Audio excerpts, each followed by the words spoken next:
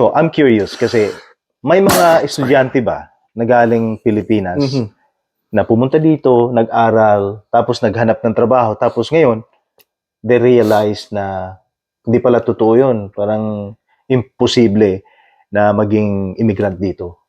May nakilala ka ba na umuwi?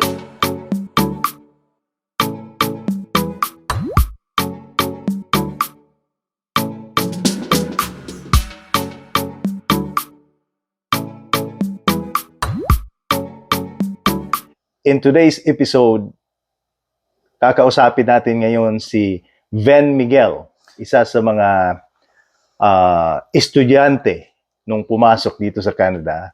And Miguel, Hi. where are you from? Well, I'm originally from Iligan City, but I'm currently residing. I moved out from Iligan to Davao. Then I was a former teacher there, formerly connected with Holy Cross as an IT instructor. Then decided to come to Canada as an international student, taking up computer systems tech in Centennial College in Scarborough. Wow! Grabe yung experience mo. Ben, ganito. Yung sa Canada kasi, kung titingnan mo ngayon, yung influx ng mga tao, not only from Philippines, but from all over the world, dumadami. Every day as a student. Yung pathway na yan, pag punta dito, dumadami. So, can you give us an overview kung ano yun? Ano ba yung assurance na pumasok ka dito as student? What's the future? What would be the end point of that? Well, yung first reason ko talaga why I came here to Canada is for sure it's for the permanent residency status. Wow. And well, not knowing when I come here, you need to deal with many things. Ang dami in terms of environment, being distant with the family, new friends, new everything. Like you have to start from the ground up. Nothing. Well, if you come from a wealthy family, Yes. if you can bring lots of money here, if you can bring lots of funds here when you come here, then it would be a different story. But for I'm speaking for common people. Yes. Right? Yeah. So you have to, if you came from a family that, for example, if you already have a degree back home, you want to migrate here to gain the permanent residency to the student pathway. You have to adjust sa environments, work. You have to in a nutshell, I would say that you need to be humbled in all facets. Lahat. Kasi wala kang parents, you have to start in your family, you have to, like the basics, networking, you have to find new friends, find good connections, so on and so forth. You already have back at home. But as a professional teacher sa Pilipinas, bakit gusto mo pang pumunta dito sa Canada? Well, Anong reason? aside from the permanent residency, well, we should be honest. Money. Money. Come here to Canada, you're paid more. Yeah. More than what you are paid in the Philippines. And for sure, all of you guys that international students like me that has an aging parents or someone that you need to take care of, healthcare. Wow. So that's one of the inspirations why many of the international students in the Philippines already have a stable job. Once you come here, unknowingly the circumstances, maybe the reward would outweigh the risk. I see. So is it your dream na pag makuha mo yung immigrant status, dadalhin mo yung parents mo dito, tapos dito na kayo tumira, and that way also you guys will benefit from the healthcare, from the perks of being an immigrant. Parang ganun yung kumbaga, plano. Is that correct? Yes. I see. Yes. Yeah, which is the same as us as well, right? For the future, better life, diba? Opportunity. Yeah, less crime, tapos talagang maganda talaga, di ba? Kasi Yes. first world country. I see. Now ngayon, nung nag-decide kang pumunta dito, Yes. ano yung ginawa mo mga preparations? Well, Kasi it costly for you guys. Kasi sa tuition pa lang, isang semester, man, that's a lot of money. Yeah. Can you walk us through that experience? Well, first and foremost here is back in the Philippines, I was already freelancing as a software dev. Wow. So I already have somewhat a little amount of savings. Yes. Then some assets, may land din ako na personal dun sa Davao. Personal car ko din, lahat benta na yun. Binenta mo lahat. Yeah. Then almost I think 300. I want to be honest, I sourced it out from my parents. I see. And they were willing to help me with the little amount that I needed compared to what I prepared when coming here. Wow. Yeah. Then aside from that, before of course you have to prepare the money. And that time it was already ongoing, the rumors of pandemic, right? So I don't know if and there were many rumors, but all that was in my mind that time is, if I don't do this, and if I don't have another opportunity, I would regret. Yeah. Yeah. So I braved it out. So it's a risk, but there's also huge potential. Huge potential. That's and of course, you have to get ready with your personal belongings. But ang maganda, single ka na pumunta dito. You have peace of mind. That's you know that you're the only one that's okay, I'll take care of myself, right? Well, it would be a different story kung may pamilya ka. Yeah. That's kasi imagine if you come here na may 6-year-old or 5-year-old ka back at home, you would really have a thought kung tutuloy ka ba o hindi, kasi at the end of the day, what would be your gain? That would be the goal. Because same as investment, you have to know what you're getting into, the situation that you're gonna be in, and how will you handle, especially mental stress. Pag-usapan natin yan, Ben, ha? Pero gusto ko lang, kasi marami tayong mga kababayan sa Pilipinas na curious kung paano pumunta dito bilang isang estudyante. Available naman yung mga information online, but I wanted galing sa iyo yung information. Saan? Ano bang ginawa mo nung nagplano kang pumunta dito as a student? Where did you go? Nag-apply ka ba ng agency? Requirements-wise, I went for DIY first. But sa karami-raming mga requirements, tapos may side hustle pa ako nun. As I've said, I was a software dev back at home. Ang nangyari kasi is, I had to get an agency that would handle the papers that I'm going to be providing them. Yeah. Speaking of papers, elementary, TOR, diploma, high school TOR, diploma, good moral and right conduct. Yeah. If you have a master's degree, if you have a bachelor's degree, you have to declare it all. When you have all those papers, now you get to send, for example, if your agency will suggest, okay, go to Centennial where I went. Yeah. So my agency got all my credentials, educational credentials, elementary up until college. Imagine if your elementary is already closed, what will you do? Yeah. Right? Yeah. So bunch of challenges along the way. That's what I'm about to say. Tapos, you have to apply. Anong agency yun? That was Global Visa Support. In Davao?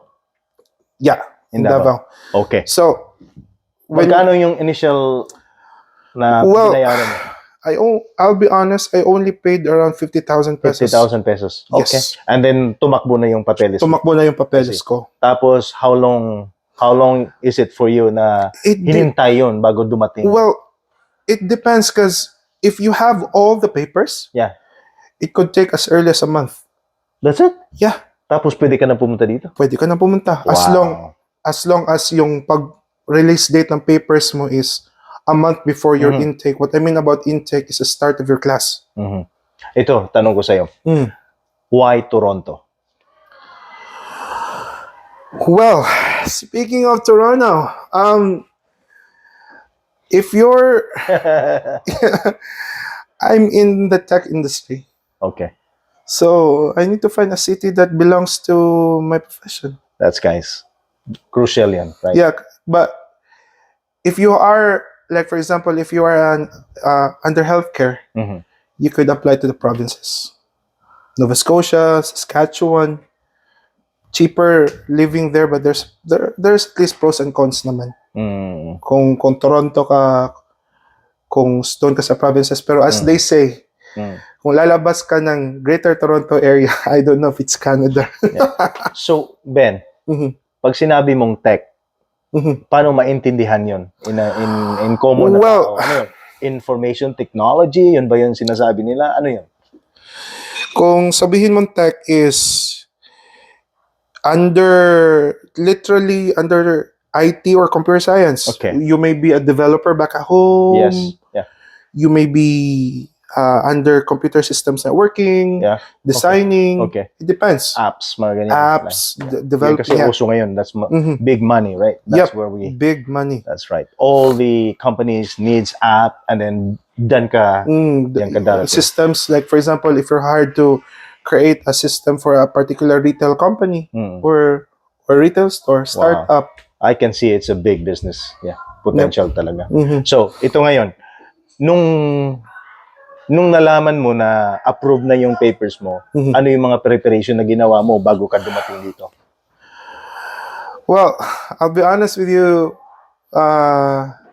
all of you out there that are watching, you can prepare as much as you can, but if you're not mentally and spiritually prepared to engage in a new environment, you'll still not be ready. But in terms of preparation, preparing myself, una ko talagang binili is winter jacket. Winter jacket talaga kasi I expect Canada, especially when you come from a country saan ka that... tumira nung dumating ka? Well, speaking of searching, before I arrived in Canada, guys, I searched for a landlady in Facebook. Wow. Or you can do Kijiji Okay. or rent.ca. Okay. So yun, Depends. mga tips mo sa kanila, Yes. Madami. So, sa ano talaga, social media? Yes, social media. Saan ba sa marketplace? Kung papunta ka ng Facebook or... Well, you just type on the search bar, room for rent, Toronto's see. particular city. You just need to be specific, like Oh. Scarborough, North York, Okay. so on. Ano ba yung system doon? May mga ano ba? May mga... Yung system doon, ano ba? May down payment, may advance, mga ganyan? Well, one tip for you out there, if you're going to find a rental place, don't pay ASAP. You need to call or make a video call sa mga landlady at landlords nyo. Yeah, maraming scammers. Ask for pictures, ask for the specific address. For example, if they give you a specific address, search it on Google Maps first. If that place literally is there, physically, kasi merong iba kasi is they'll give you a specific address, then when you search it on Google Map, wala pala. And pictures lang yun nag-renab nila sa ibang landowner. So, mga scammers, marami. Kaya ingat kayo, mga kaibigan. Marami talaga. Kaya you have to use your due diligence, right? Yes, due diligence. Kayo mag-research at saka dapat nakikita nyo yung tao. Ganun. Yes. Yeah. Okay. Because before I sent my payments sa landlady ko, I requested talaga na mag-video call kami sa Messenger, and she was happy to grant. Okay. Most tip for everyone, if you're finding a landlord or landlady, they would be happy to accept calls from you. As long as you're legit, as long as when you call them, you show them your face as well. Because most of them, if they're concerned about their tenants, they would not ask money first. They would ask you to see the place first. Okay. Kailangan mo muna makita para at least condition ka sa utak mo na legit. Right? Ano yung program mo? Is it 1 year or 2 years? Well, what I got is it's equivalency of 2 years. 2 years, but the total time is 16 months. 16 months. 12 months academics and 6 months co-op. Okay, I see. So, anong nangyari nung nag-umpisa kang magpunta sa school? Did you work also at the same time? Or just 100% working? Well, The number one issue talaga na mafe-face ng mga international student dito is, well, based on my own experience, no matter how big the money that you bring here, that money could only take you so far. So you have to have the mental mentality mo to really find a side hustle, a job. Okay. So challenge dyan is when you're getting overwhelmed with the academics on your first month, then your pocket money is Ganun lang, really di ba? go. Tapos kailangan mo na maghanap ng Kailangan trabaho. mo mag-survive. You need to survive. Kailangan bayaran yung mga bills mo. Di ba? Yeah, Wow. as I've said, you're gonna be humbled at least here. Wow. Yes. Wow. Interesting yung di ba? Yung journey mo as a student talaga. So ngayon, ano yung first job mo dito? Well, I could name my first time. I worked as a lechonero sa Wilson. Wow. Manok. Wow. Bisaya ang may-ari yan, si Wilson. Yeah, and also I worked as a factory worker sa salmon. Wow.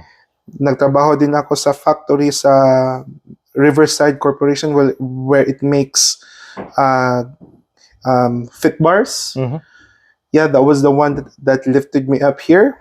Wow. Nagtrabaho din ako as a order picker. Wow. Okay. So many jobs. I also, guys, this would be the very least, but I need to be real with you guys, right? I also worked for a cleaning company where I scrub washrooms or CR. Dang. Ano yun? One at a time, yung company? Or two jobs at a time? Ang mangyayari kasi dito is, when you come here as an international students, there's a lot of people that's gonna pick you up. So, for example, you just give them your number, then they're gonna set schedules for you. So either if you can work 2 jobs per week and balance your academics. Yeah. Wow. But it depends. But ano yun? Under the table? I mean, wow. Ano yun natin? Tagalog natin. Ang bayad? Ano po yun? Bayad sa cash or cash job. Cash job. Cash. Okay. Yes. Pero may trabaho ka rin na may papers or cash job lang lahat? Well, if you come and the situation that I had before coming here compared to what it is right now, I'll be honest, everyone, take note, if you come here, rely on the 20 hours na binibigyan ng government, maski pa renta kulang. Pagkain. That's right. Let's be real here. If you're paid, let's say your minimum is $15 per hour, $14.50 at least. Wow. Then your rent here, will not be enough. Average right now is $800. Yeah. That will not be and enough. you only get 1 bedroom. That's it. Only get 1 bedroom. It's either you live in a basement, or you're sharing an apartment with someone. Yep. Yeah. It's tough, right? It's a tough. challenge. It's a challenge, yeah. Wow. So, when it comes to work, ano yung first work na may paper ka talaga na, okay, I'm under this company and luckily, I'm employed part-time or shall we say? Luckily, nung tapos ako sa academics ko, I was hired as a network engineer or support analyst for one of the internet service provider here in Canada, which is Frontier Networks Canada, which is related din sa pinag-aralan ko. Nice, yeah. Which finally, also took me the long haul. Full-time ka nun? Full-time na ako. Wow. Tsaga talaga. How long na nag-work ka dun? I've been employed with them for almost 2 years. 2 years, okay. Ilang taon ka na dito sa Canada, Ben? You arrived here 2001? Came here 2019, December. Okay. Guys, si Ben dumating dito 2019. Pandemic. Pasko. During the pandemic. Wow. Interesting story. Grabe yung mo, di ba? Adjustment mo talaga. Grabe talaga. So Ben, ganito. In a nutshell, ano ba? My future ba talaga dito yung student pathway? Like, kasi it's too good to be true, right? Kasi ang reason kasi yung iba na nag-risk sila pupunta dito sa Canada, ang entry nila is student, as a student. Kasi hoping na magkakaroon sila ng sponsor, magkaroon sila ng papel as immigrant. Ano ba talaga ang possibility noon? Is it like 80% na mangyayari or less yung chance? All I can say, if you want a 100% chance of getting the papers, come here as early as 18, 19 or 20.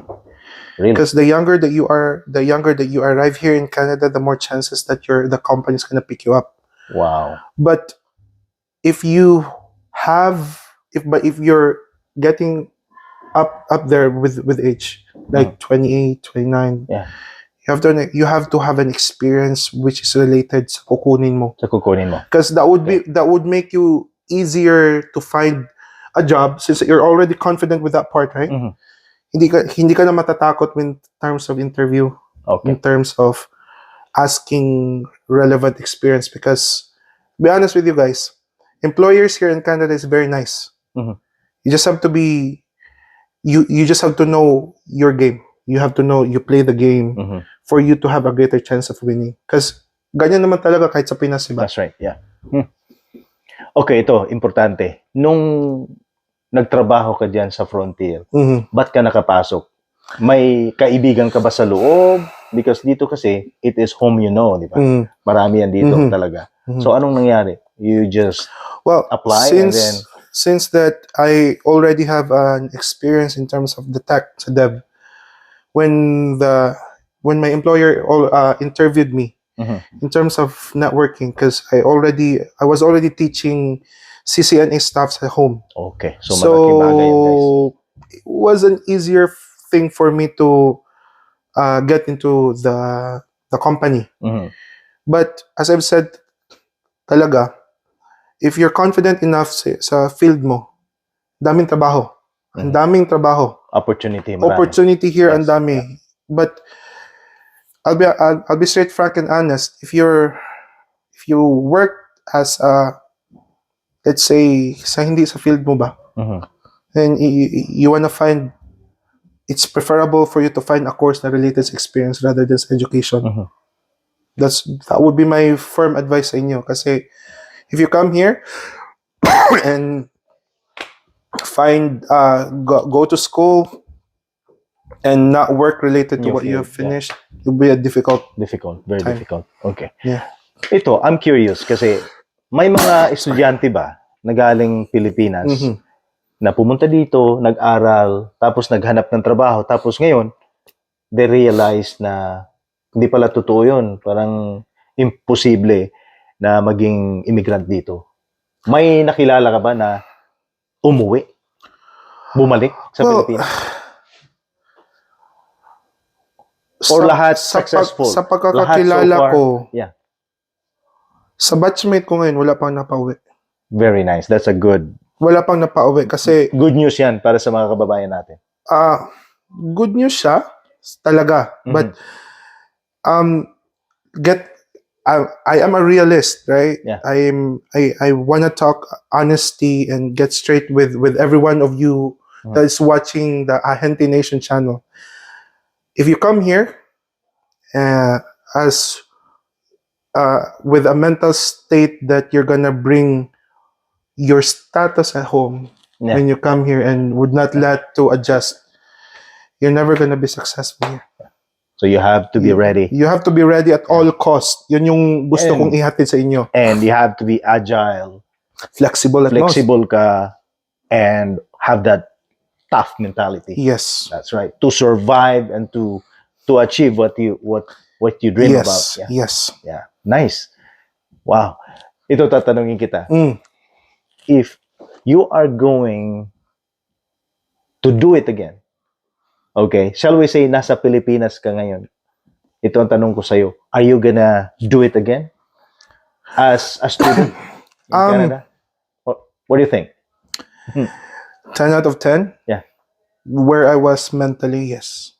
Okay. Because, to be honest with you, stepping out of your comfort zone din naman did a lot of growing sa akin. Beautiful. Because Nice. it would, kasi if you were shy back at home, you don't know how to network yourself back at home, you would need to learn to speak to people here. You need to be who you are here in presenting yourself. Because I'll be honest with you guys, ang daming mababait na tao dito sa Canada. You have to find your niche. Nice, very nice. Okay.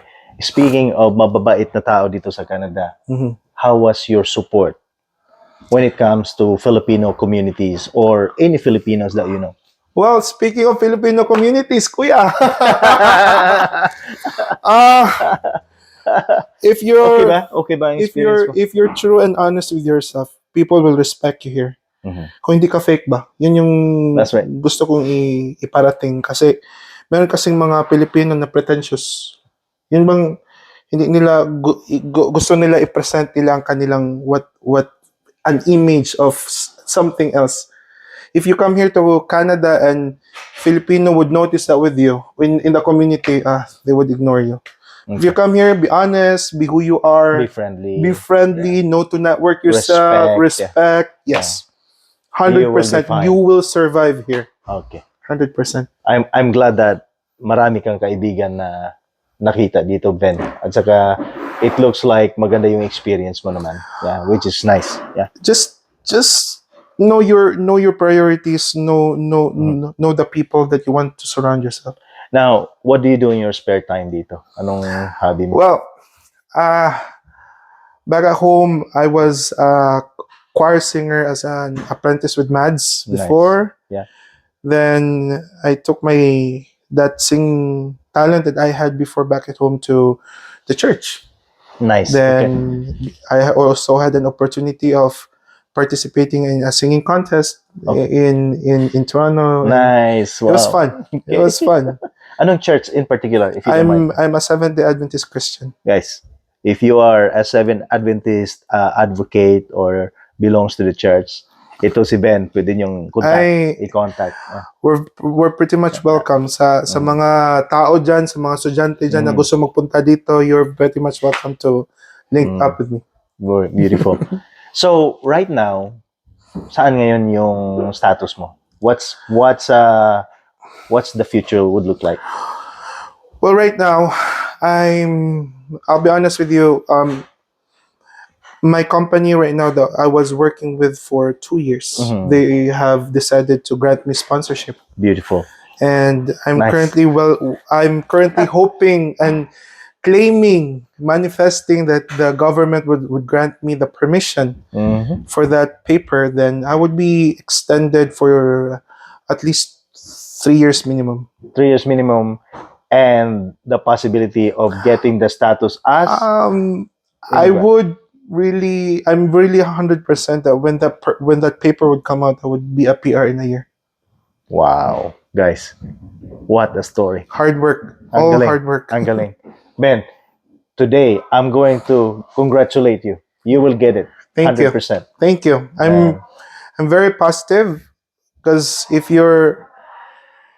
you surround yourself with people that also are positive in nature, you will get through. And at the same time, what I'm gonna say is, it will build your relationship also with God. Wow. At the same time, holistic growth. I mean, Ben, thank you so much for sharing your story with us. And our goal naman is for our kababayans na when they hear your story, they will be able to learn. And I hope we were able to achieve that in our episode today. Now, lastly, I would hope. can you share with them kung ano yung mga 3 things that you have learned throughout the process na mula nung dumating ka dito? Ano yung 3 things at least? Well, Yeah. Let's make it 4.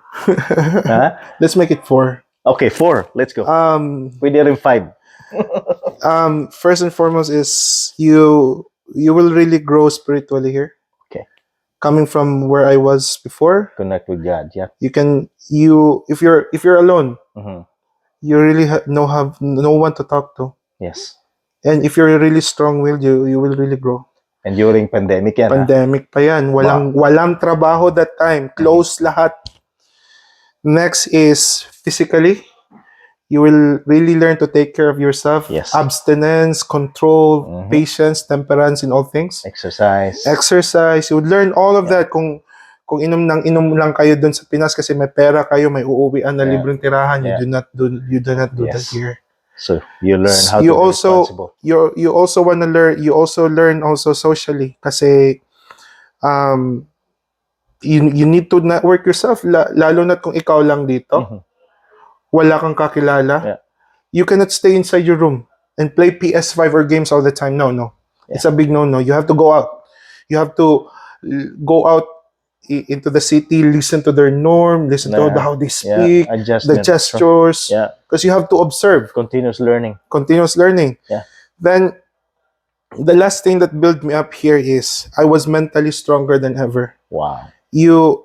Right now, siguro kung I would consider depression and anxiety as a myth to me right now. Kasi when you learn how to basically do things uncomfortably, being comfortable, being uncomfortable, Mhm. you will really learn the mental fortitude kung ano ka. Yun. Kasi if you're up for the challenge, if you're up for the change, if you're up to know more of yourself, you will never have the reason or the choice to turn back and go back to your old life. Mhm. So, yung experience mo na difficulties will only define your character. Yes, diba? that's what As a happened to person. me. Galing. Being positive, being a positive energy sa mga kakilala mo, Wow. you will really respect that holistically. Wow. Yes. So, Ben, i-close na natin to mga kaibigan. If you like what we shared with you today, if you haven't subscribed yet, Ben, anyayahan natin silang mag-subscribe sa channel natin. So everyone, I want you to subscribe to Ahente Nation. Let's make this channel grow because it will also promote information and at the same time learning to our fellow kababayans. That's right. Ways how to earn money as well. Sometimes. In a way, yeah. Yeah. It could be. It depends on people as well. Yeah. But here, Mhm. as you noticed, Mhm. one job will not be enough, right?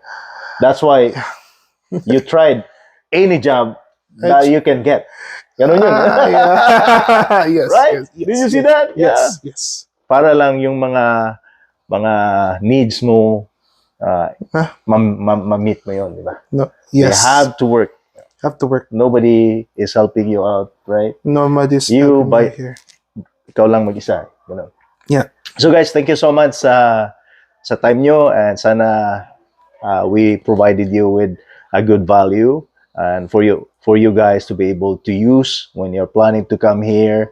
At least guys, you have those ideas and continue your research, di ba?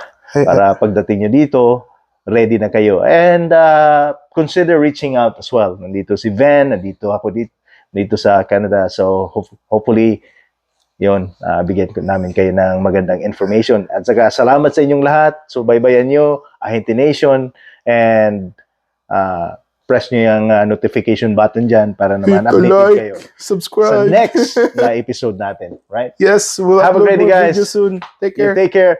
Oh, anong plano natin pala? Manunod tayo kay Arnel Pineda? Tomorrow, journey! The Journey! Yeah, the Are you journey. excited, Ben? Well, yes. Shit, man. Yes, of course. We're gonna watch The Journey tomorrow. So, All right. Ben, it's good to know you. And man, I'll see you soon. Thank you. Yeah, and may enjoy pa tayo bukas. We'll be happy. Guys, I'll thank be you. happy. Yeah. Let's go. Yo, I'm like an addict, do I gotta have it. I ain't even playing, got a really bad habit. If it moves, gotta grab it, fuse like a magnet. Lose, won't have it till I'm doomed in a casket. I ain't playing, got a weird mind. If you work 8 hours, I'ma work 9. If the shit tastes sour, you should taste mine. I'ma stay in power for a long